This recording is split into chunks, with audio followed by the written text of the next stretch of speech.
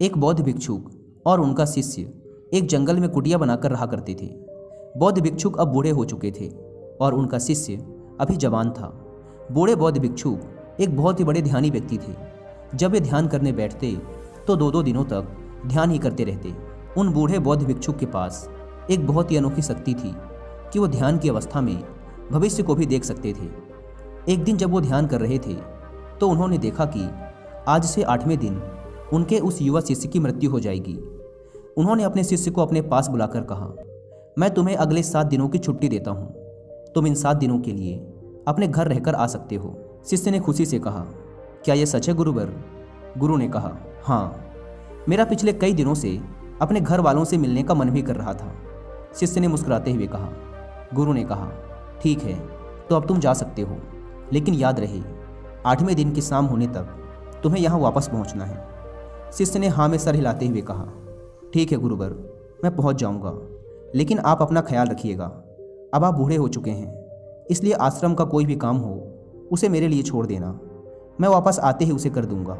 इसके बाद शिष्य गुरु का आशीर्वाद लेकर पहाड़ी से नीचे उतर गया, बिना यह देखे कि गुरु की आंखों में अपने शिष्य को खोने का दर्द था। शिष्य के गांव के रास्ते पर एक नदी पड़ती थी। उस नदी के किनारे चींटियों का एक हिल था, जहां लाखों चींटियां थीं। उनमें से कुछ चींटियां लगातार हिल के अंदर जा रही थी और कुछ बाहर आ रही थी, जिसमें से कुछ चींटियां एक दूसरे से टकरा जाती और फिर अपना रास्ता बदल लेती। यह सब देख उस शिष्य को बड़ा आनंद आ रहा था। वह कुछ देर तक वहीं खड़ा होकर उन चींटियों को देखता रहा। फिर अचानक उसका ध्यान नदी की तरफ गया। उसने देखा कि नदी का पानी धीरे धीरे बढ़ रहा है, जिससे उठने वाली लहरें चींटियों के हिल के पास तक पहुंच सकती हैं, जिसकी वजह से ये लाखों चींटियां बेवजह मारी जाएंगी। यह सोच उसने तुरंत ही अपने ऊपर के कपड़े उतारे और उसमें मिट्टी भरकर चींटियों के हिल के चारों तरफ एक घेरा सा बना दिया।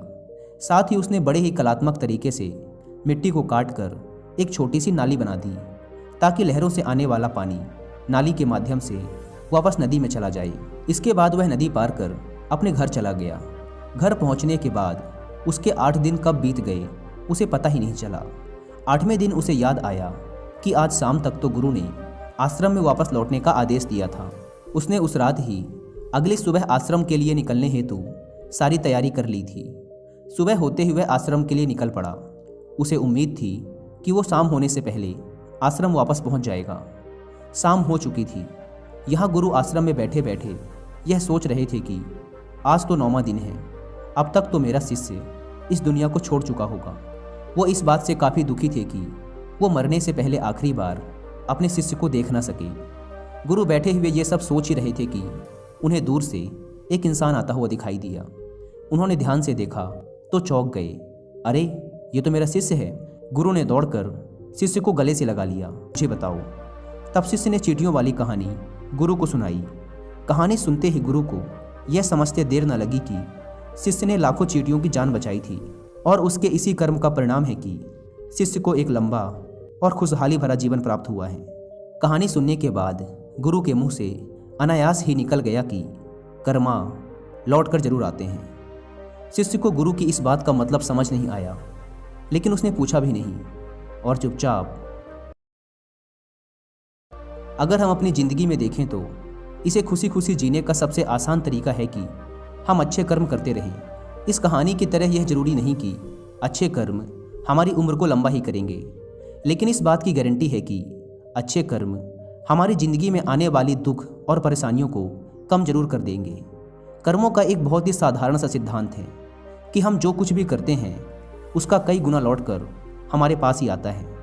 फिर चाहे वो अच्छे कर्म हो या बुरे, दोनों ही कई गुना होकर हमारे पास आते हैं। अच्छे कर्म करने के लिए ये ज़रूरी नहीं कि हमारे पास पैसा ही होना चाहिए, और ना ही सिर्फ किसी की जान बचाना ही अच्छा कर्म कहलाता है। किसी असहाय की छोटी सी मदद करना भी अच्छा कर्म है।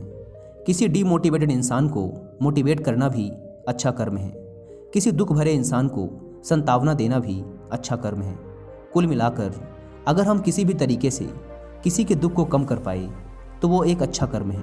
और जैसे गलत कर्म करने से हमें बुरा लगता है और दुख भी होता है, ठीक उसी तरह अच्छे कर्म करने से हमें सुख की अनुभूति होती है। इसलिए अगर हम अपनी ज़िंदगी में खुश रहना चाहते हैं तो हमें आज से ही दूसरों के दुख दर्दों को कम करने की कोशिश शुरू कर देनी चाहिए और हम देखेंगे कि हमारी लाइफ अपने आप ही खुशियों से भर जाएगी।